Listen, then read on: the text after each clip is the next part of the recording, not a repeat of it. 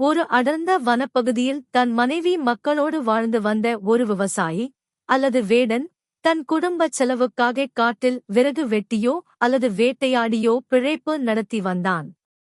அவனுக்கு கடவுள் நம்பிக்கை அறவே இல்லை. பூசைகள், வழிபாடுகள், விரதங்கள் போன்றவற்றில் அவனுக்கு எந்த ஈடுபாடும் கிடையாது. ஒரு நாள் அவன் வழக்கம் போல் காட்டில் விறகு வெட்டிக் கொண்டிருந்தபோது கர்ச்சித்தபடி ஒரு சிங்கம் அவனைத் துரத்த ஆரம்பித்தது. உயிர் பயத்தில் அவன் திக்குத் தெரியாமல் ஓடினான். வேகமாக ஓடிய விவசாயி வேறு வழியின்றி தனக்கு அருகில் இருந்த ஒரு பெரிய மரத்தின் மேல் ஏறி தஞ்சம் அடைந்தான். அது ஒரு பாழடைந்த இடத்தில் இருந்த வில்வ மரம் ஆகும். அவன் கீழே இறங்குவதற்காக சிங்கம் ஆக்ரோஷத்துடன் மரத்தின் அடியிலேயே படுத்துக் காத்திருந்தது. நேரம் செல்லச் செல்ல சூரியன் மறைந்து காடு இருளில் மூழ்கியது. இரவு முழுவதும் மரத்தின் உச்சியில் விழித்திருக்க வேண்டிய கட்டாயம் அவனுக்கு ஏற்பட்டது. ஒரு கணம் கண் அசந்தாலும் கீழே விழுந்து சிங்கத்திற்கு இரையாகிவிடுவோம் என்று அஞ்சினான்.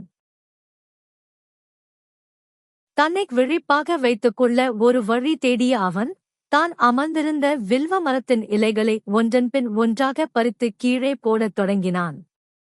இவ்வாறு செய்தால் தூக்கம் வராமல் விழித்திருக்க முடியும் என்று எண்ணி இரவு முழுவதும் இந்தச் செயலைத் தொடர்ந்தான்.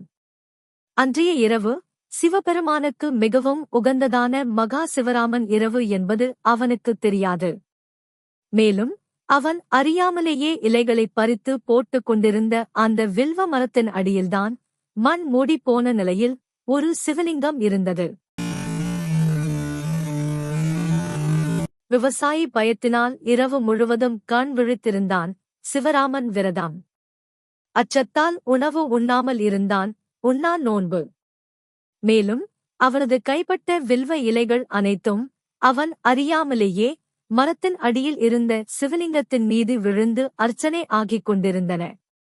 இந்த அறியாத தூய வழிபாட்டைக் கண்டு சிவபெருமான் மனம் மகிழ்ந்தார். அதிகாலை பொழுதில் அவர் அந்தச் சிவலிங்கத்தில் இருந்து பிரசன்னமாகி அந்த விவசாயி முன் தோன்றினார்.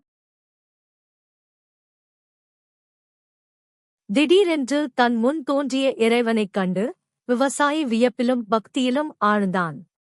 தனக்கு கடவுள் நம்பிக்கை இல்லாவிட்டாலும் தன்னை காப்பாற்றிய தெய்வத்தைக் கண்டு அவன் பணிந்து வணங்கினான். சிவபெருமான் அவனுக்கு பயம் வேண்டாம் என்று அபயமளித்து, நீ அறியாமல் செய்த வில்வ அர்ச்சனை, விழித்திருத்தல், உண்ணா நோன்பு ஆகியவற்றின் பலனாக நான் உனக்கு வரமளிக்கிறேன். இனி உனக்கு சிங்கம் போன்ற எந்த ஆபத்தும் வராது. நீ நற்கதி அடைவாய் என்று கூறி ஆசீர்வதித்தார். இவ்வாறு கடவுள் நம்பிக்கை இல்லாத விவசாயி ஒரு சிங்கத்தின் பயத்தால் மகா சிவராமன் விரதத்தின் முழு பலனையும் பெற்று சிவனருள் பெற்றார்.